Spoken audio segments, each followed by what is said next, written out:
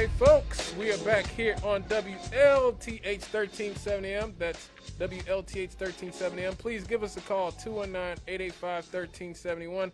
That number again, 219-885-1371. We got about 35 more minutes here before we got to get out of here, at which point Marion Williams will come in here and start wrecking shop and sweep us on out of here. So please do not wait till 7:55 to call if you got a call.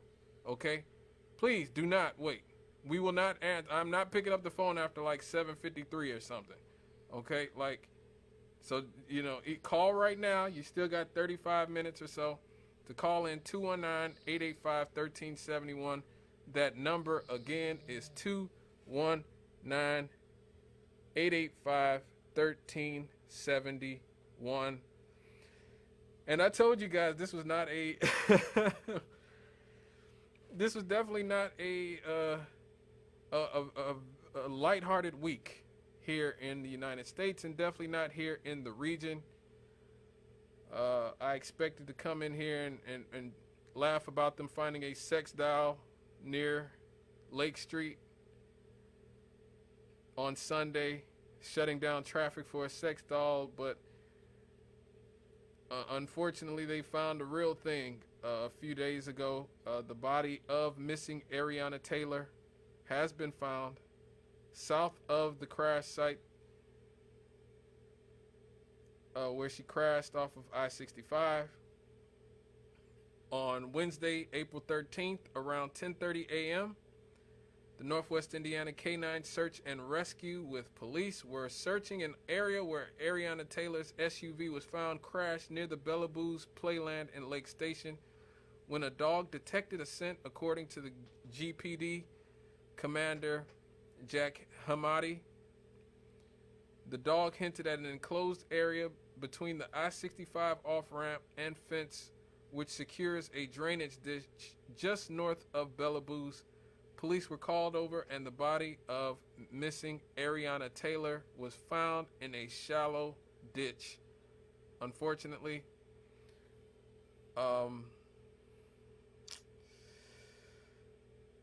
this is really heartbreaking. It has to be heartbreaking, especially for her family. I had so much hope that her family would be able to have some sort of good news to hang their hat on. I was hoping maybe she got into an altercation or something. Maybe a boyfriend or ex-boyfriend had snatched her up, maybe, or and was keeping her, and eventually she'd be able to break free and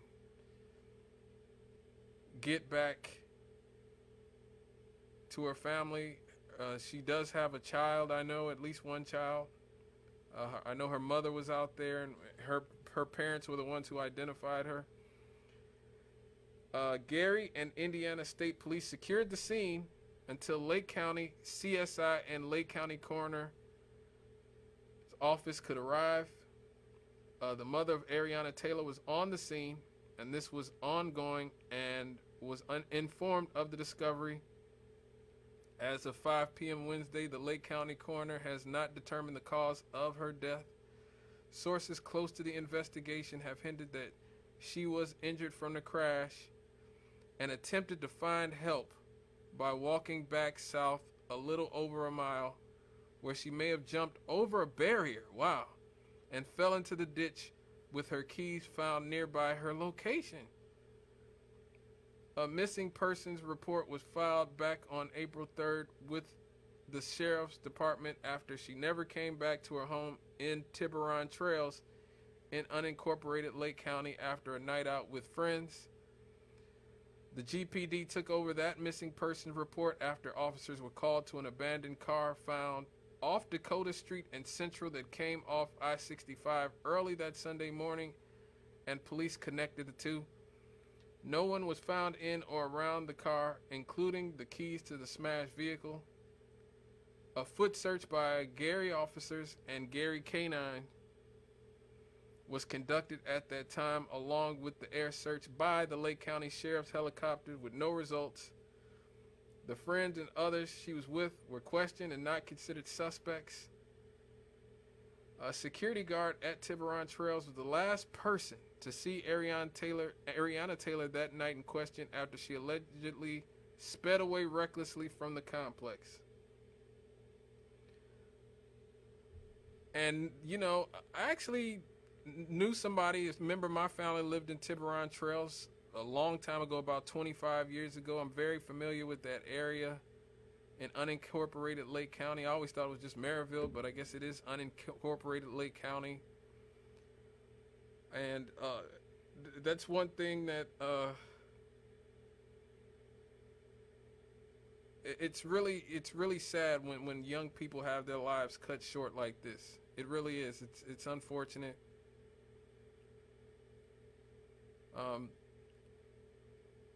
This is just a tragic situation. And, you know, I talk about this on this show a few times.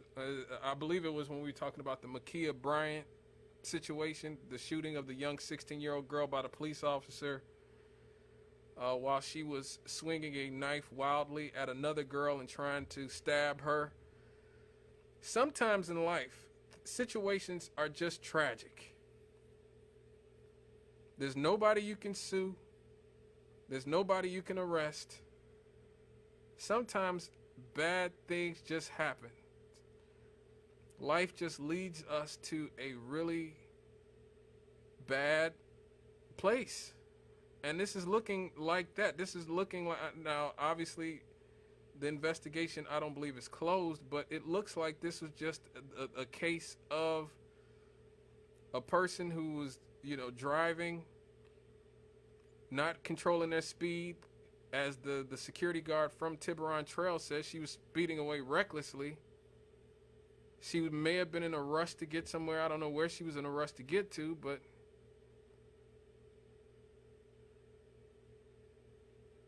it couldn't have been that important to cost her her life. You know, it must not have been to a hospital because a loved one was dying, or doesn't sound like she was late for work. They said she's going to a girls' night out. So it doesn't seem like it was really worth it to be speeding at that level.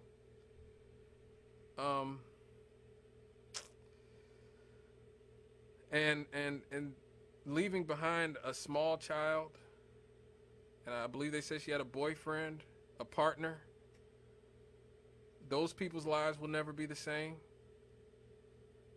All you can do is say a prayer, which is what I'm doing. And we have to remind people to, again, drive safely, wear the seatbelt, you know, watch your speed, and, you know, just be careful out there on the road. You know, anything can happen.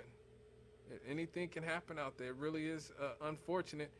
And it's really unfortunate that a lot of people chose to get on social media and spread conspiracy theories about what happened to this young woman that her family had to see. I mean, that's really unfortunate. Her parents had to read that. Her partner probably had to read people implicating him. That's unfortunate.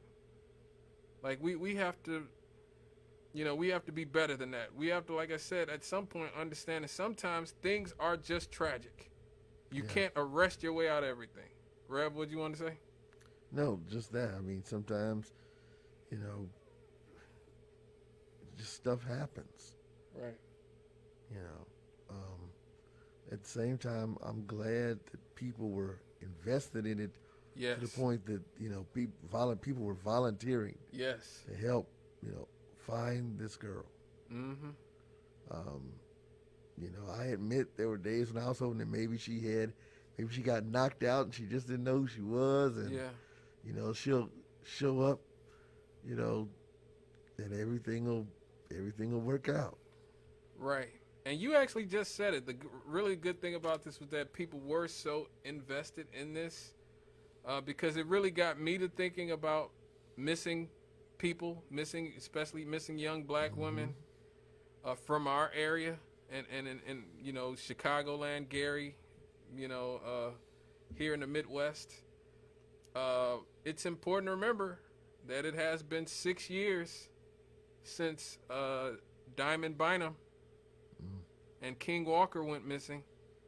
I remember them going missing like it was yesterday. I thought they'd be found in a weekend. I really did. I really had hope. I thought maybe she just wandered away. Their family is still asking the public's help to find Diamond and King. They went missing in July of 2015. I can't believe it's been 7 years, almost 7 years. While they were visiting a relative's home here in Gary. Diamond is actually special needs. She was a special needs person. She was 21 years old at the time, but she had the sort of mental capacity of a child, a small child. And she was with her nephew, King Walker. And so it's important to, go back and look. If you can Google them, their information. I just did the other day and sort of reoriented myself with that case and what they look like. Some of the age progression shows what they would look like if they were alive today. I mean, if they are alive today. Now, some of the relatives have floated the idea of hiring a PI, but we're not able to get the needed police records because it's still an active case, bro. So, I mean, this family has been suffering for almost 7 years now because of the missing kids, and they have enlisted the help of the National Center for Missing and Exploited Children. If you go to the National Center for Missing and Exploited Children, you can see an age progression image of what King would look like today at, I believe, 9 years old. And Diamond would be 26 or 27. Now, it's important to remember that she did walk with a limp because, as I stated, she was a special needs person. Please, if you have any information, call the GPD about Diamond Bynum and King Walker. Like I said, King would just be 8 or 9 years old now, so he is still a young child. Reorient yourself with what he would look like in the age progression photo. He may still be out there, and his auntie Diamond may still be out there as well. We just don't know, folks. Do you remember the Bradley sisters when they came up missing from Chicago? Yeah, I guess you were probably in California at the time. This was in 2001. Oh, yeah. Yeah, in fact, I had just moved to California. Yeah, so, I remember the Bradley sisters, Tianda Bradley, and her sister, who was 3 years old, Diamond Bradley. They were from Chicago. They wrote a note to their mother. They lived in one of the apartment complexes out there. The 10-year-old Tianda wrote a note to their mother, saying that they were going to go to the store and to the playground. And an extensive search of that area met with negative results. And they have been missing since 2001, Rev. Wow. Again, another case where it feels like it just happened yesterday.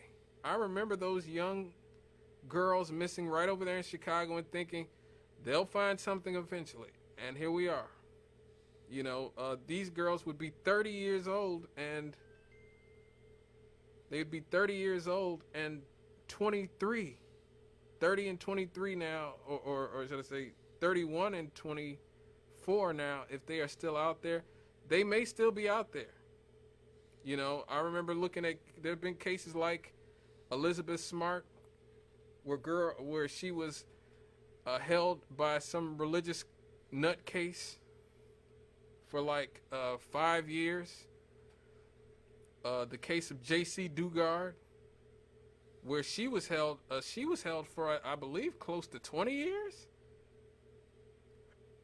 by some psycho, and who ended up impregnating her twice. She ended up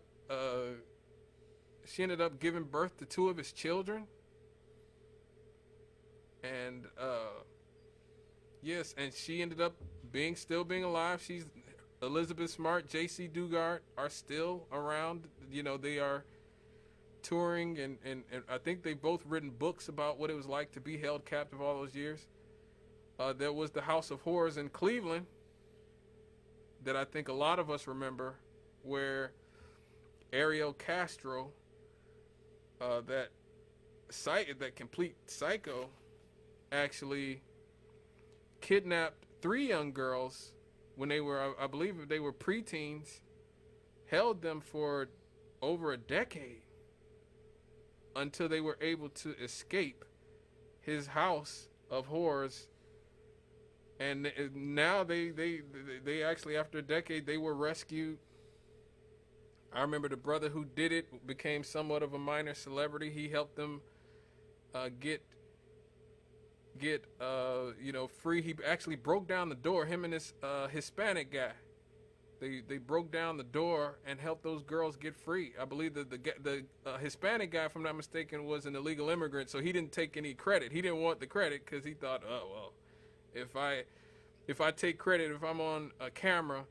So, you know, the brother became a sort of a celebrity. I forget what his name was, but yeah, he actually became kind of a celebrity after helping to rescue those girls. So it is possible. It is possible. Do not give up hope for Diamond, Bynum, and King Walker. Do not give up hope for the Bradley sisters. Pray for them. And it's not just girls that come up missing, or even just, you know, young women who come up missing. This is another thing I've always had an issue with in our culture, where we just act like it's only important when women come up missing.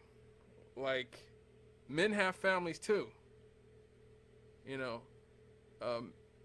men's families care when they come up missing as well. I actually looked up, and there was a story here in the city of Gary. A young man, a 23-year-old named Kareem Ayanaja. I hope I'm pronouncing that right. Kareem Ayanaja, out of here in Gary, who was last seen in 2018 in Black Oak. Now that's bad times. You not want to be out there. Brother, you do not want to be out in Black Oak, okay? I'm not saying we don't have some other neighborhoods in the city of Gary, but Black Oak is not the place for a brother. I'm sorry. Hey, sue me, you know. I'm just saying, you know, but he was an African American. I should say he is an African American, with black hair, brown eyes, was 6'1", and has a slender build. He has the tattoos Cleata, Anthony, and Philomena tattooed on him. He's been missing since 2018. A young black man who was 23 years old, here in the city of Gary, last seen in Black Oak. If you have any information in regards to his whereabouts, you can contact the GPD at 219-881-1214. That's 219-881-1214. It's important to not allow these people to essentially disappear. You know, because that can happen. You know, life goes on, and we sort of forget about these people, and we just sort of assume that they're not around anymore, and it's just really, really unfortunate that you see these things happen. So please stay with us. We'll be right back here on WLTH 1370M. I'm Scott Cannon. Over there is the Rev. We've got about 15 minutes left. Do not wait till 7:55 to call me.